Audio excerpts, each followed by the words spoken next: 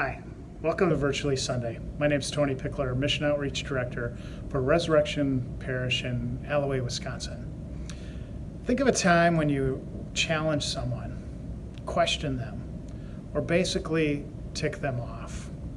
I can think of plenty of instances in my personal and professional life, but would need to go to confession probably, and that's probably not best done on YouTube or Facebook. Sometimes we are justified in making the challenge.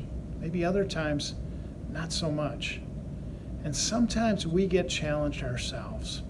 Sunday's readings have two classic examples of being challenged.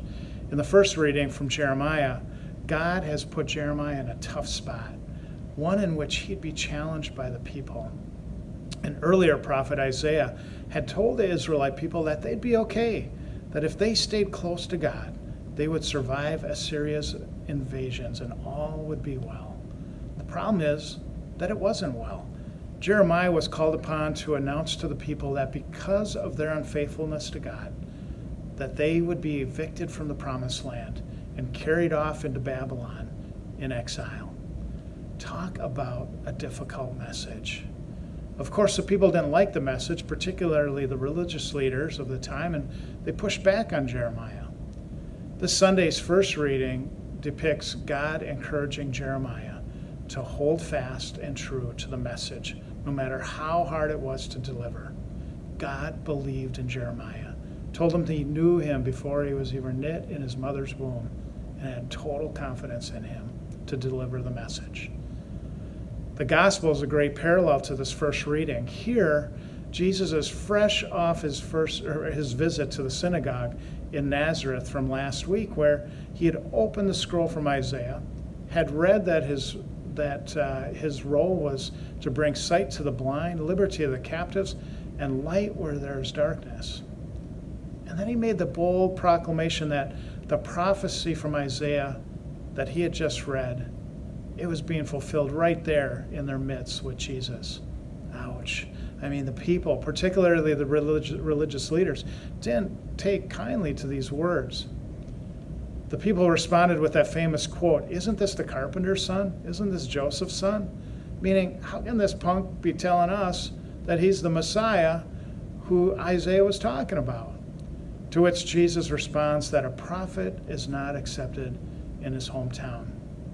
Jesus didn't back down. He pushed back by reminding the people that some of the greatest prophets, including Elijah and Elisha, didn't heal all that many people. In other words, were they so great?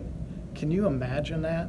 Jesus is then attacked by the people who want to toss him over a cliff outside the Nazareth city limits. But Jesus passed through their midst and lived for another day. What do we take from these stories? Sometimes it's difficult to be the prophet. Sometimes when we have a message to share, a story to tell, it can be hard to do because of the topic or how the receiver might take it. Will our message be rejected? Will we be rejected? That's hard.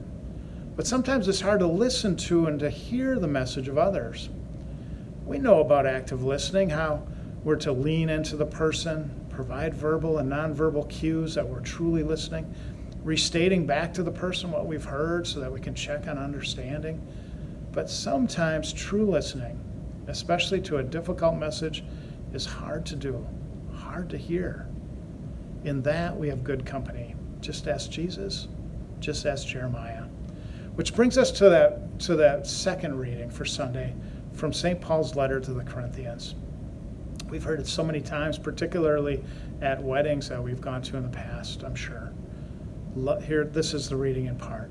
Love is patient, love is kind, it's not jealous, it's not pompous, it's not inflated, it's not rude, it does not seek its own interests, it's not quick-tempered, it does not brood over injury, it does not rejoice over wrongdoing, but rejoices with the truth.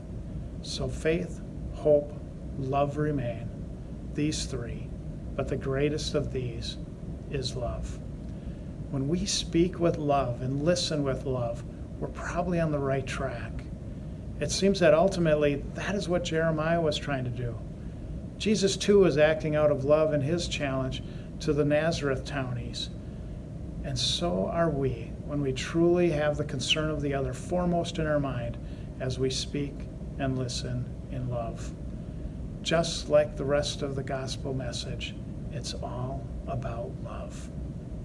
Let's get about loving.